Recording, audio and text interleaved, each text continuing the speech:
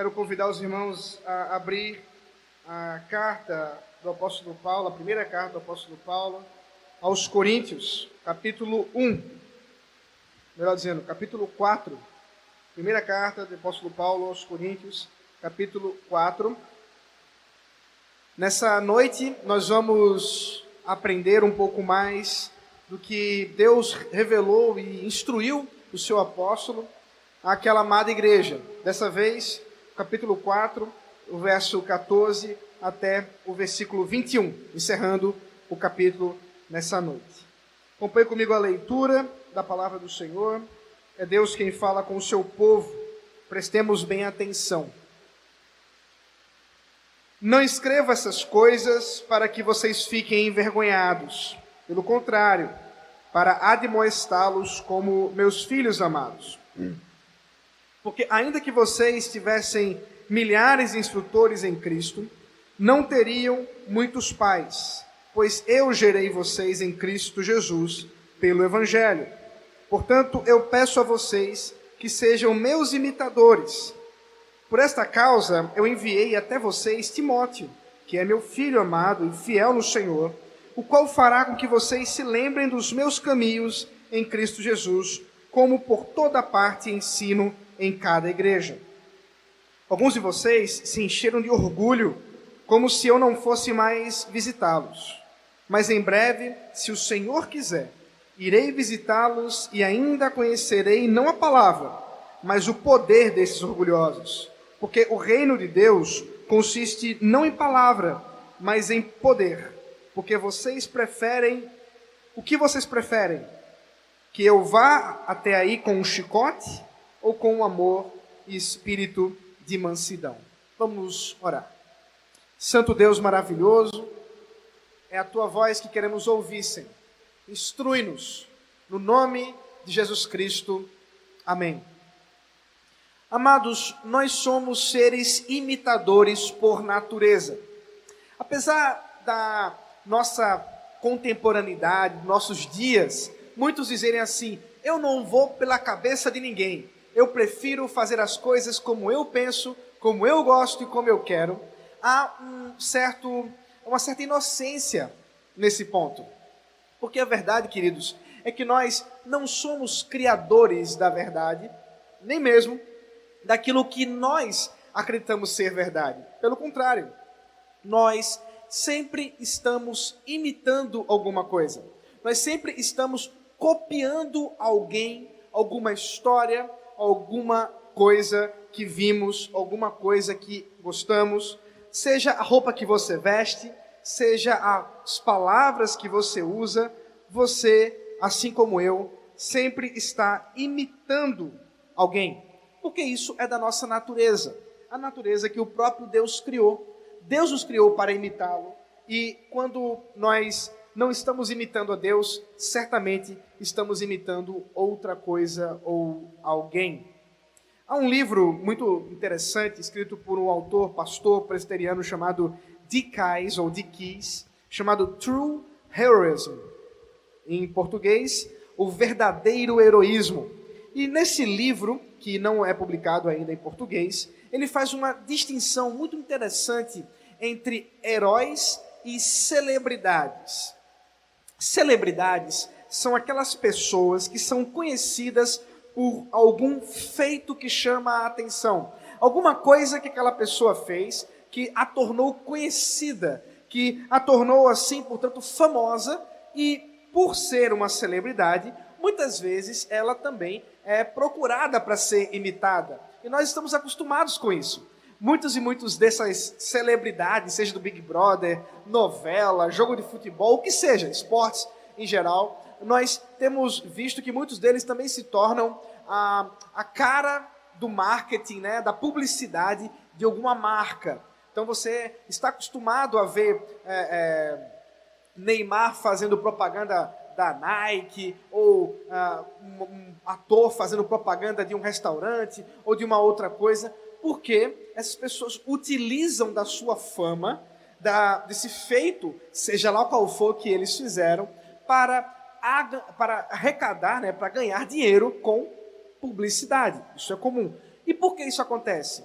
Porque existe realmente um pressuposto na nossa sociedade de que se aquela pessoa é famosa e ela está usando aquela marca, e ela está usando aquela coisa, deve ser boa. E muitas vezes, é claro, nós não nos apercebemos que muitas vezes essas propagandas são uma furada, aquela pessoa está fazendo propaganda de uma coisa que ela nem mesmo usa, mas tem força e muitas vezes as pessoas vendem muito mais por conta daquilo. E uma celebridade, ela não necessariamente precisa ser moralmente boa, moralmente superior. Pelo contrário, é conhecido muitos que ficaram famosos, por exemplo, por serem serial killers.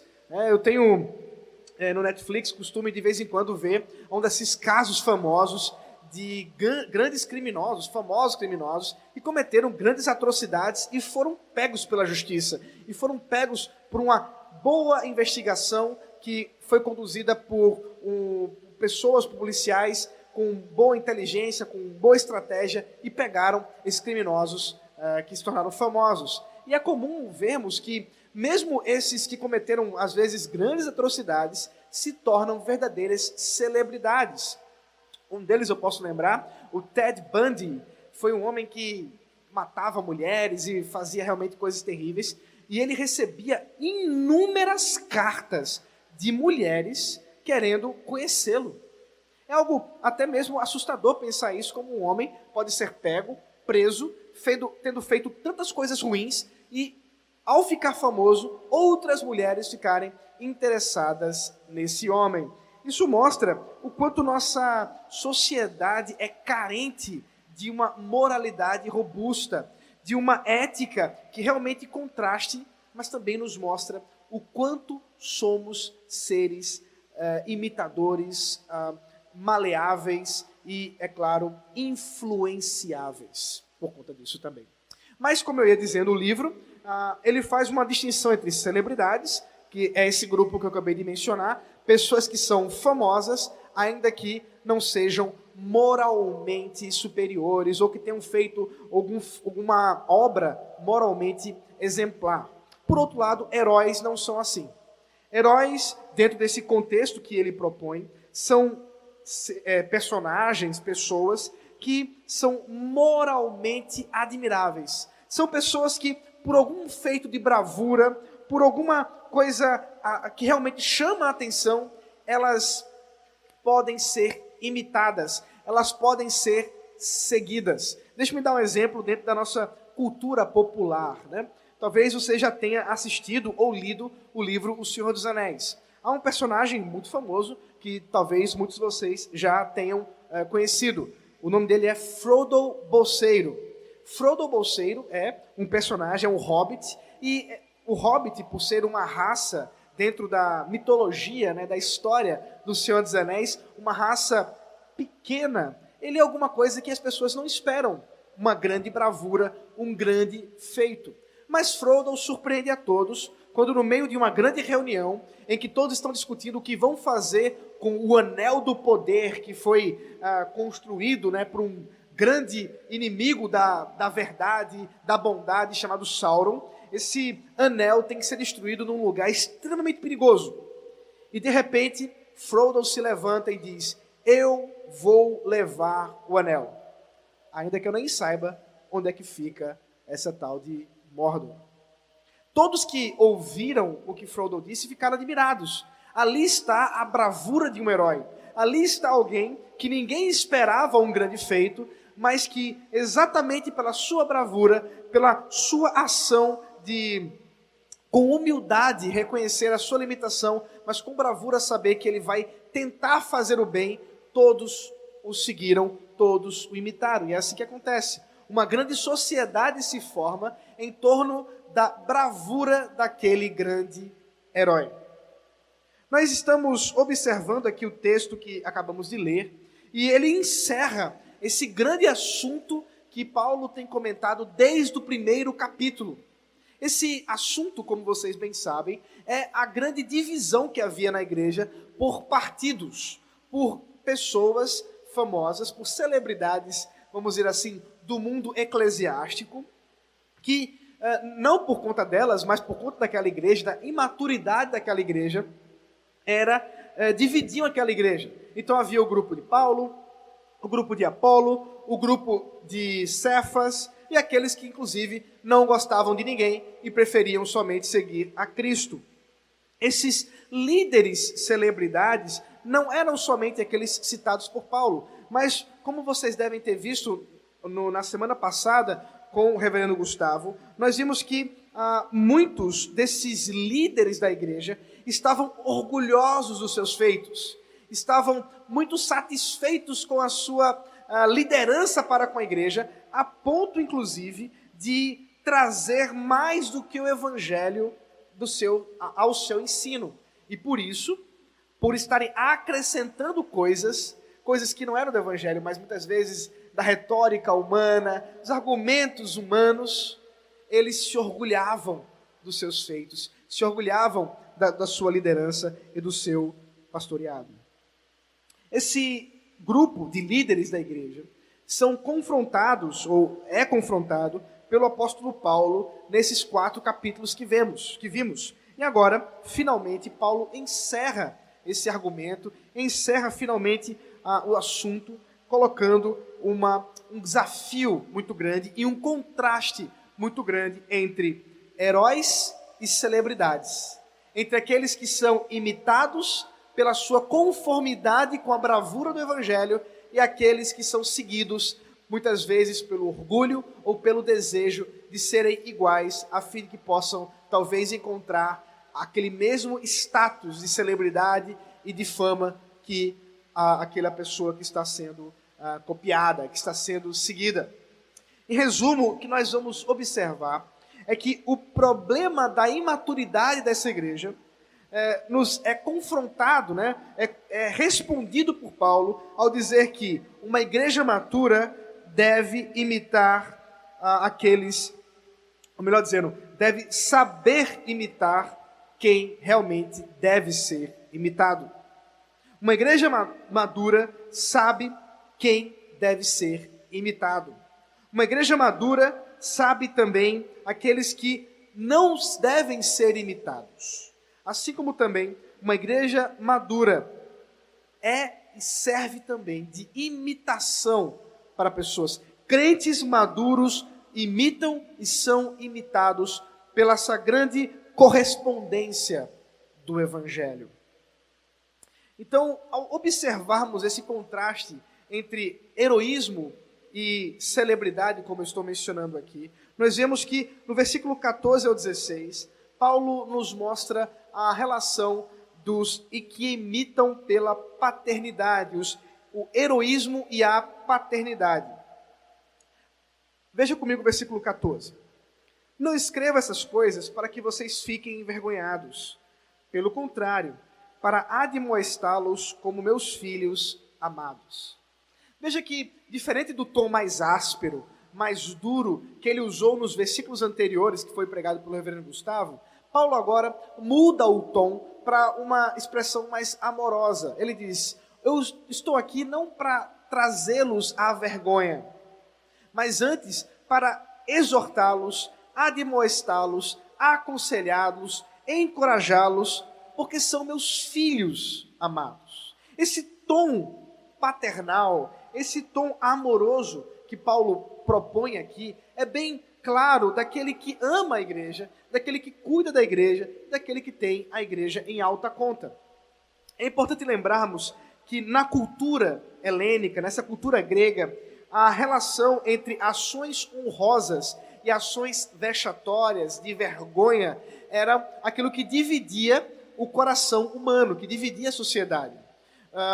Os grandes feitos dos gregos era exatamente aquilo que eles se orgulhavam, na honra que recebiam por esses feitos, enquanto que muitos se envergonhavam pelas coisas erradas que eventualmente fizessem contra a sociedade. E isso era muito comum, era uma cultura muito voltada para uma relação de honra e vergonha. Talvez você possa compreender um pouco quando você compara com a cultura oriental dos nossos dias.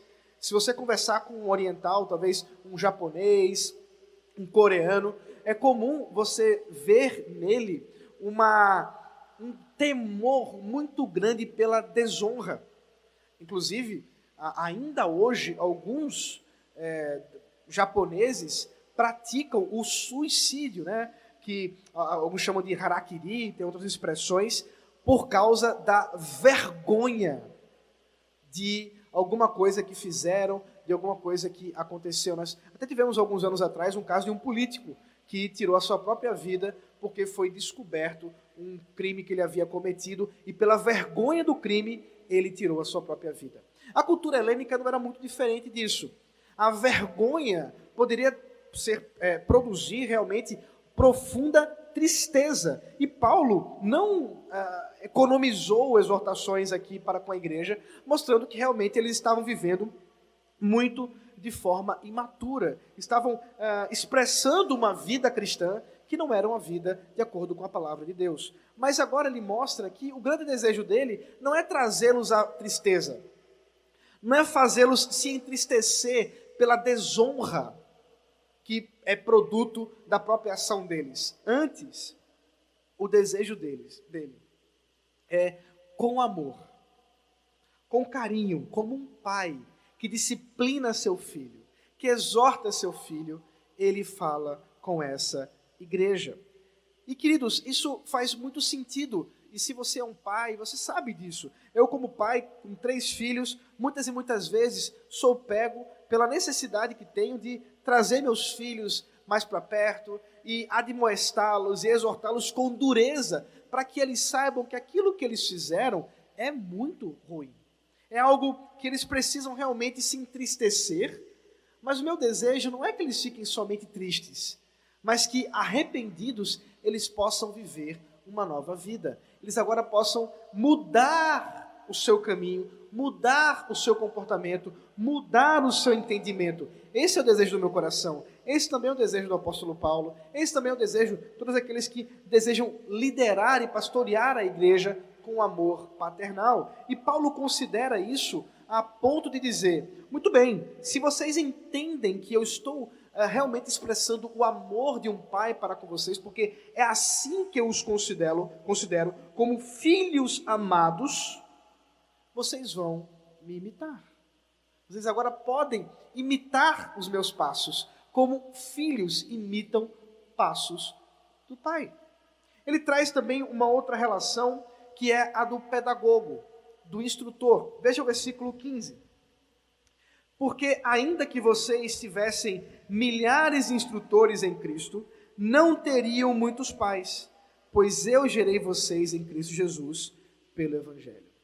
Perceba que Paulo faz aqui um contraste entre 2 grupos de instrutores, de mestres, aqueles que ele diz que são os pais, que geram seus filhos, e aqueles que ele chama de instrutores, literalmente pedagogos.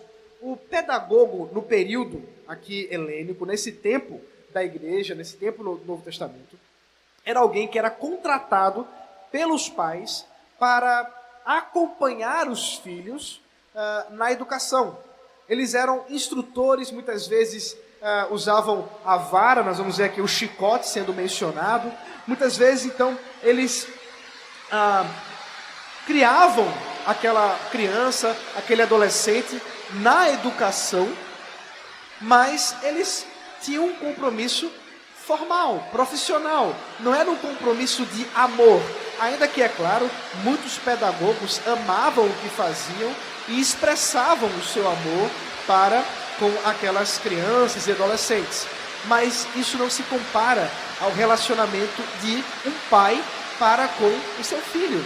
É claro que um professor pode exercer como mestre o melhor que ele puder, mas um pai é pai. E Paulo deseja mostrar que o coração dele não é simplesmente de um instrutor que foi pago para cuidar daquelas pessoas. Não, ele é um pai que gerou com lágrimas os seus filhos pelo Evangelho de Jesus Cristo. Ele considera a importância de ser lembrados de que, desde o começo, o tratamento que Paulo tem dado àquela igreja é o tratamento de um pai. É por isso que agora nós podemos observar o porquê que realmente Paulo diz: Versículo 16: portanto, eu peço a vocês que sejam meus imitadores. Perceba que não há da parte de Paulo nenhum orgulho no seu coração, como alguém que diz assim: olha, eu sou tão bom que você devia me imitar. Não, o que Paulo deseja mostrar é que um pai é imitado pelo seu filho. Um pai tem os seus passos seguidos pelos seus filhos. Portanto, se aquela igreja realmente tem uma relação paternal, de pais e filhos, então eles podem imitar Paulo. Mas no que eles vão imitar Paulo? No heroísmo. Lembre-se, você que é pai, que nós, como pais, somos os primeiros heróis dos nossos filhos. Quantas vezes eu já ouvi dos meus filhos: papai, que legal que você faz isso, que coisa maravilhosa. Eles não imaginam que é uma coisa tão simples. Quando, por exemplo, eu pego um deles por uma mão e sacudo assim com o pé, eles acham maravilhoso aquilo. Eles dizem: nossa, o papai é muito forte. O papai é o nosso herói. Porque essa visão inocente da criança expressa muito bem a nossa relação com bons líderes, com pessoas que realmente são dignas de serem imitadas, não pela sua própria dignidade, mas por causa do Evangelho.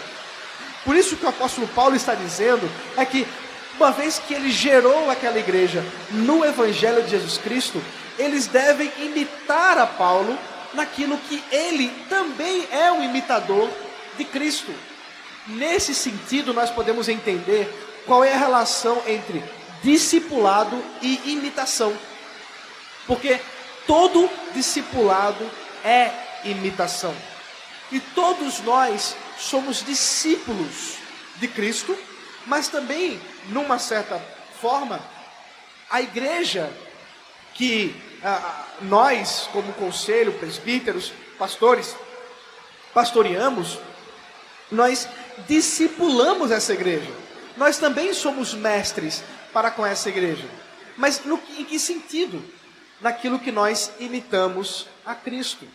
Então, a primeira coisa que nós vamos observar é que a igreja reconhece quem ela deve imitar pela relação que essa pessoa tem com o próprio Cristo e a relação que essa pessoa tem com a própria igreja.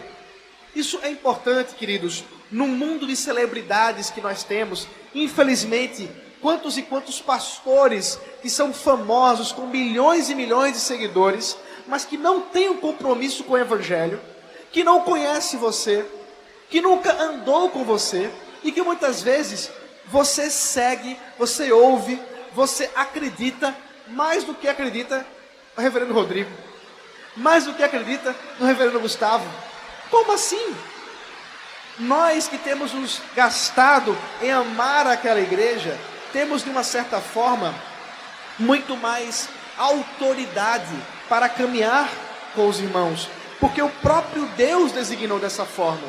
Então, o que nós observamos é, em primeiro lugar, que na relação entre heróis e pais, os pastores, os líderes da igreja, devem ser bons pais para a igreja, e a igreja deve reconhecer a paternidade da liderança por meio do exemplo que ela dá em Cristo e no amor que ela exerce para com a igreja nas admoestações do Evangelho. Mas agora, a partir do versículo 17, nós temos também uma nova relação. É que não só somos chamados para o heroísmo da paternidade, mas também um heroísmo de fraternidade. Veja comigo. Por essa causa, eu enviei até vocês Timóteo, que é meu filho amado e fiel no Senhor, o qual fará que vocês se lembrem dos meus caminhos em Cristo Jesus, como por toda parte ensino em cada igreja. Agora veja que um novo personagem surge. Paulo cita Timóteo. Timóteo é filho de Paulo espiritualmente. Timóteo foi alguém que caminhou com Paulo, que Paulo ensinou, exortou, admoestou, e que ele considera, assim como considera aquela igreja, como filho. Mas ele agora envia Timóteo para que, como filho de Paulo, lembre àquela igreja o caminho que deve andar. Então observe que Timóteo agora, ele não é só um imitador de Paulo, mas ele também é um imitável para com a igreja. Aqui nós vemos uma mudança de relação. É que nós todos também somos irmãos uns dos outros. É que nós todos também somos chamados não só para imitar bons pastores, bons líderes, bons presbíteros, mas também somos chamados para ser imitáveis. Nós também somos chamados para expressar o Evangelho, viver o Evangelho, termos assim um comportamento que se coadune com a graça de Deus, para também sermos imitados uns pelos outros. Observe que nesse sentido, todos nós somos codependentes uns dos outros. Eu não estou em superioridade a você, nem você está em superioridade a mim. Pelo contrário, eu devo ver Jesus em você e imitar aquilo que de Cristo está em você, para que eu também possa viver assim. Assim como você deve ver Jesus em mim e imitar aquilo que há de Cristo em mim, para que você também possa viver. Nós todos somos imitadores de Cristo via uns aos outros. Nesse sentido, somos realmente todos pequenos Cristos, uns para com os outros, a fim de que, unidos, juntos, possamos expressar atos imitáveis, e não atos vergonhosos, e não atos que tragam vexame para si mesmo, para a igreja. Antes, somos chamados para, num relacionamento de discipulado mútuo, podemos viver uma vida de imitação uns com os outros no Evangelho. É por isso que finalmente Paulo termina o seu argumento no versículo 18 ao 21, nos dando alguns critérios claros, demarcando bem como podemos encontrar pessoas para imitar e como nós mesmos podemos viver uma vida de imitação ou sendo imitáveis para a glória de Deus. Veja comigo o versículo 18. Alguns de vocês se encheram de orgulho, como se eu não fosse mais visitá-los. Mas em breve, se o Senhor quiser, irei visitá-los, e então conhecerei não a palavra, mas o poder desses orgulhosos. Porque o reino de Deus consiste não em palavra, mas em poder. O que vocês preferem? Que eu vá até aí com um chicote ou com amor e espírito de mansidão? Olha que interessante. Paulo levanta mais uma vez o problema dos líderes orgulhosos. Ele mostra que alguns daquela igreja, algumas pessoas daquela igreja, estavam arrogando-se algum mérito, pensando que a fama, o status, a liderança deveria ser alguma coisa que chamasse a atenção para eles. E isso é muito comum em falsos mestres. Falsos mestres são fortes, são dinâmicos em aproveitar a ausência de bons mestres para expressar o seu orgulho, o seu poder, o seu status. E por isso que não é estranho que líderes religiosos, que pastores, vamos dizer assim, de falsos profetas, estejam criticando outros publicamente. Não é incomum isso. Veja o caso de Paulo. Aqueles homens estavam orgulhosos e pensavam, como Paulo não vai vir por aqui mesmo, nós podemos pintar e bordar sem problema nenhum. Se aproveitavam da ausência de Paulo para tomar força, para exercer poder sobre a igreja, sobre as pessoas. Infelizmente, nós vivemos tempos também parecidos com esses. Muitas e muitas vezes nós encontramos líderes, ditos pastores, dentro desses movimentos que muitas vezes crescem de forma tão desordenada e tão terrível, que estão prontos para fazer duras críticas a quem prega a verdade, a quem prega o Evangelho. E é por isso que esses se aproveitam disso para encontrar-se em seu orgulho, de seus discursos vazios. E é exatamente isso que Paulo vai confrontar. Ele vai dizer, muito bem, vocês têm palavra, mas eu vou aí e vou verificar se tem poder. O que Paulo deseja mostrar não está esperando aqui poder porque vai sair raio pelos olhos, poder porque eles estavam curando pessoas. Não é isso. O poder aqui é o mesmo poder que ele já havia mencionado anteriormente. É o poder do Evangelho. Ele deseja mostrar que esses que se orgulham agora seriam confrontados na presença de Paulo se aquilo que eles dizem realmente está em conformidade com o Evangelho da cruz de Cristo. Se realmente está em conformidade com aquilo que é o poder de Deus. A mensagem da cruz do Senhor Jesus, elevado à ignomínia, à vergonha, ao sofrimento para a nossa redenção. Se esses homens, com suas palavras, com os seus recursos financeiros, com a sua capacidade retórica, fossem apenas discursos vazios, eles seriam confrontados por Paulo e seriam, portanto, envergonhados na sua mentira, na sua falsa liderança. Por quê? Porque o reino de Deus não está fundamentado em retórica. O reino de Deus não está fundamentado em likes. O reino de Deus não está fundamentado em seguidores. O reino de Deus não está fundamentado em visualizações no Instagram, no Facebook e no YouTube. O reino de Deus está fundamentado no poder do Evangelho. No poder de Jesus Cristo, ao expressar toda a sua glória, ao tomar sobre si o meu pecado, o seu pecado, e portanto, nos redimir segundo a sua vontade. Assim, Paulo encerra dizendo: muito bem, o que vocês preferem? Um pedagogo que vai com o chicote bater em vocês? Ou preferem um pai amoroso, carinhoso, que vai expressar todo o seu amor para com a igreja, ao cuidar dela com todo carinho? Essa pergunta é para nós hoje também. Quem vocês querem seguir? Heróis ou celebridades? Heróis não necessariamente são famosos. Heróis se expressam na sua dignidade, no amor a Cristo e na sua conformidade com a bravura do Evangelho. Celebridades ganham destaque, buscam status, fama, poder, mas seus discursos são vazios. E com o tempo, eles são desmascarados, é claro, pelo Evangelho de Jesus Cristo. No final da história, nós somos chamados a observar. Heroísmo, queridos, inspira imitadores. Celebridades atraem fanáticos.